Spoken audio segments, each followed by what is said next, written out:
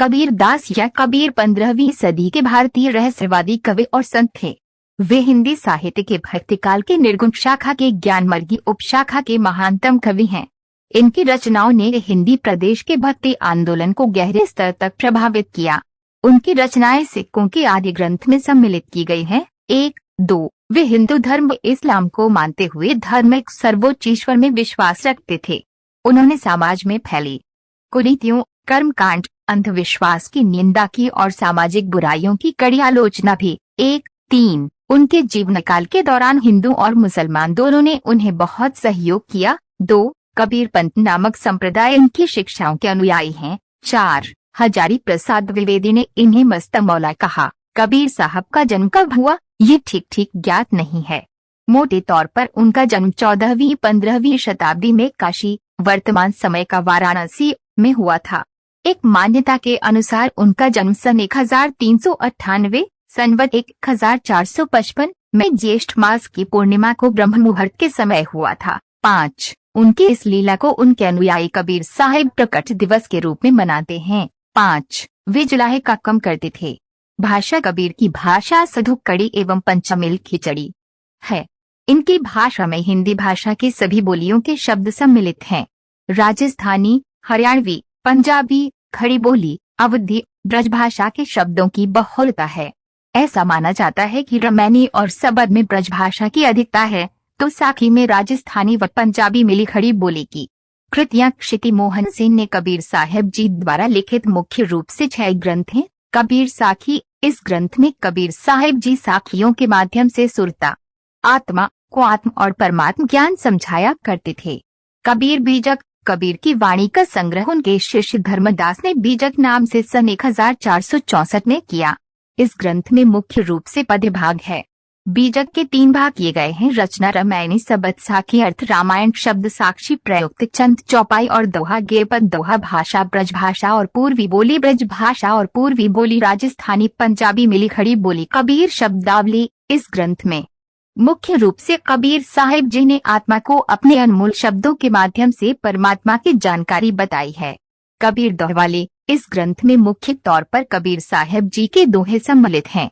कबीर ग्रंथावली, इस ग्रंथ में कबीर साहिब जी के पद व दोहे सम्मिलित किए गए हैं। कबीर सागर, यह सूक्ष्म वेद है जिसमें परमात्मा की विस्तृत जानकारी है। कबीर पढ़े लिखे नहीं थे, इसलिए उनके दोहों को उनके शिष्यों द्वारा ही लिखा या संग्रहित किया गया था। उनके 2 शिष्यों भागोदास और धर्मदास ने उनकी साहित्यिक विरासत को संजोया। कबीर के छंदों को सिख धर्म के ग्रंथ श्री गुरु ग्रंथ साहिब में भी शामिल किया गया है। श्री गुरुवार ग्रंथ साहिब में संत कबीर के 226 दोहे शामिल हैं और श्री गुरुवार ग्रंथ साहिब में शामिल सभी भक्तों और संतों में संत कबीर के ही सबसे अधिक दोहे दर्ज किए गए हैं। क्षिति मोहन सिंह ने कबीर के दोहों को काशी सहित देश के अन्य भागों के संतों से एकत्र किया था। रविंद्रनाथ ठाकुर ने इनका अंग्रेजी अनुवाद करके कबीर की वाणी को विश्व पटल पर लाए। हिंदी में बाबू श्याम सुंदर दास, आचार्य रामचंद्र शुक्ल, हजारी प्रसाद द्विवेदी सहित अनेक विद्वानों ने कबीर और उनकी साहित्यिक साधना पर ग्रंथ लिखे हैं। धर्म के प्रति कबीर साहिब जी के यहाँ साधु संतों का जमावड़ा रहता था। कबीर साहिब जी ने कलयुग में पढ़े लिखे न होने की लीला की, परंतु वास्तव में वे स्वयं विद्वान है। इसका अंदाजा आप उनके दोहों से लगा सकते हैं, जैसे डैश मसी कागज छुए नहीं, कलम कहीं नहीं हाथ। उन्होंने स्वयं ग्रंथ न लिखने की भी लीला तथा अपने मुख कमल से वाणी बोलकर शिष्यों से उन्हें लिखवाया। आपके समस्त विचारों में राम नाम, पूर्ण परमात्मा का वास्तविक नाम की महिमा प्रतिध्वनित होती है। कबीर परमेश्वर, एक ही ईश्वर को मानते थे और कर्मकांड के घोर विरोधी थे। मूर्ति पूजा, रोजा, ईद, मस्जिद, मंदिर, उनका विचार था कि इन क्रियाओं से आपका मोक्ष संभव नहीं। वे कहते हैं हरे मोर पे मैं राम की बहुरिया, तो कभी कहते हैं हरि जन्नी मैं बालक तोरा, और कभी बड़ा हुआ तो क्या हुआ जैसे पेड़ खजूर, पंछी को छाया नहीं फल लागे अति दूर। उस समय हिंदू और मुस्लिम दोनों धर्म के लोग ही कबीर साहिब जी को अपना दुश्मन मानते थे, क्योंकि वे अपना एक तारा लेकर दोनों धर्मों को परमात्मा की जानकारी दिया करते थे। वे समझाते थे कि हम सब एक ही परमात्मा के बच्चे हैं। उन्होंने अपनी भाषा सरल और सुबोध रखी ताकि वे हम आदमी तक पहुंच सके। कबीर साहिब जी को शांतिमय जीवन प्रिय था और वे अहिंसा, सत्य, सदाचार आदि गुणों के प्रशंसक थे। अपनी सरलता, साधु स्वभाव तथा संत प्रवृत्ति के कारण आज विदेशों में भी उनका समादर हो रहा है। कबीर साहिब जी सिर्फ मानव धर्म में विश्वास रखते थे। पाहन पूजे हरे मिले तो मैं पूजों पहार, वाते तो चाकी भली, पीसी खाए संसार कबीर माया पापड़ी, ठंडले बैठी हटी, सब जगतों पंधे पड़ा, गया कबीरा काटी। अर्थ, कबीरदास जी कहते हैं कि ये पापिन माया फंदा लेकर बाजार में आ बैठी है। इसने बहुत लोगों पर फंदा डाल दिया है, पर कबीर ने उसे काटकर साफ बाहर निकल आए हैं। हरि भक्त पर फंदा डालने वाला खुद ही फंस जाता। कबीर साहब जी के प्रसिद्ध दोहे, भ्यासान ही माह रहत, निट बकुला तकुला ताकि नलीन हो, गायंच माह बकेलो नहीं कबहू, कैसे के पद पहज न हो। कबीर हार चामला हो न मेरे, जाने कोई सतनाम उपासी, तारन तरन अभय पददाता, मैं हूँ कबीर अविनाशी। भावार्थ, कबीर साहिब जी इस वाणी में कह रहे हैं कि मेरा शरीर हड्डी और मांस का बना नहीं है। जिसको मेरा द्वारा दिया गया सतनाम और सारनाम प्राप्त है, वह मेरे इस भेद को जानता है। मैं ही सबका मोक्षदायक हूँ तथा मैं ही अविनाशी परमात्मा हूँ। क्या मांगू कुछ स्थिर ना रहाई, देखत नैन चला जग जाई, 1 लाख पूत 1.25 लाख नाती, उस रावण कै दीवान बाती। भावार्थ, यदि एक मनुष्य अपने एक पुत्र से वंश की बेल को सदा बनाए रखना चाहता है तो ये उसकी भूल है। जैसे लंका के राजा रावण के 1 लाख पुत्र थे तथा 1.25 लाख नाती थे। वर्तमान में उसके कुल वंश में कोई घर में दीप जलाने वाला भी नहीं है, सब नष्ट हो गए। इसलिए हे मानव, परमात्मा से तू ये क्या मांगता है जो स्थायी ही नहीं है। सतयुग में सत्सुकृत कह तेरा, त्रेता नाम मुनीन्द्र मेरा, द्वापर में करुणामय कहलाया, कलयुग में नाम कबीर धराया। भावार्थ, कबीर परमेश्वर चारों युगों में आते हैं। कबीर साहिब जी ने बताया है कि सतयुग में मेरा नाम सत्सुकृत है, त्रेता युग में मेरा नाम मुनिंदर था, द्वापर युग में मेरा नाम करुणामय था और कलयुग में मेरा नाम कबीर है। कबीर, पत्थर पूजे हरे मिले तो मैं पूजूं पहाड़, ताते तो चक्की भली, पीस खाए संसार। भावार्थ, कबीर साहिब जी हिंदुओं को समझाते हुए कहते हैं कि किसी भी देवी देवता की आप पत्थर की मूर्ति बनाकर उसकी पूजा करते हैं, जो कि शास्त्र विरुद्ध साधना है, जो कि हमें कुछ नहीं दे सकती।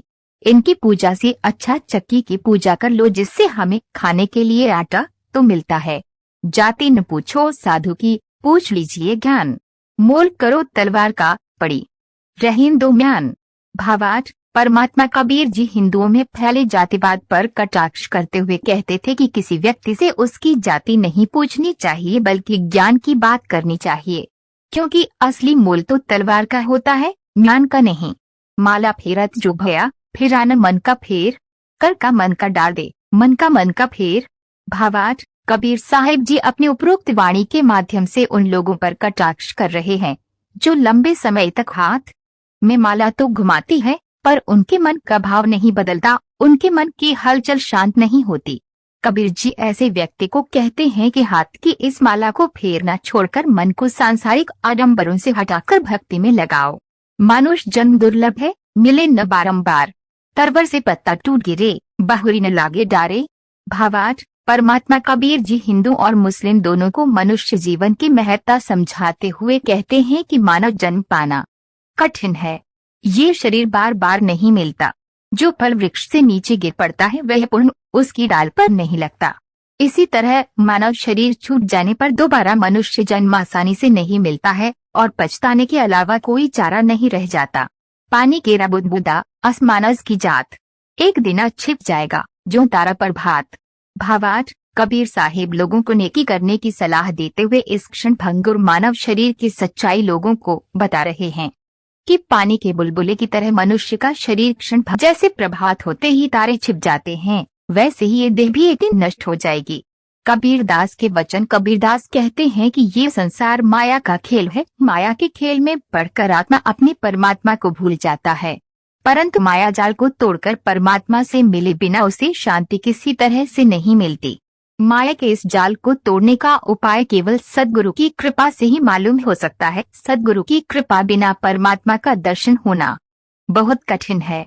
कंचन और कामिनी मनुष्य को माया के फेर में फंसाए रखता है, जो इनको छोड़ देता है उसका तो उद्धार हो जाता है, पर जो इनके पीछे पड़ा रहता है उसका उद्धार होना बहुत मुश्किल है। दोस्तों, यदि वीडियो पसंद आई है तो वीडियो को लाइक करें और अपने दोस्तों को शेयर करें, जिससे उनको पढ़ने में सहायता मिल सके। यदि हमारे चैनल पर नए हैं तो हमारे चैनल को सब्सक्राइब करके घंटी वाले बटन को दबाना ना भूलें, जिससे हमारे द्वारा अपलोड की जाने वाली वीडियो का नोटिफिकेशन आपके पास तक पहुंच सके। सबसे पहले जय हिंद, जय भारत।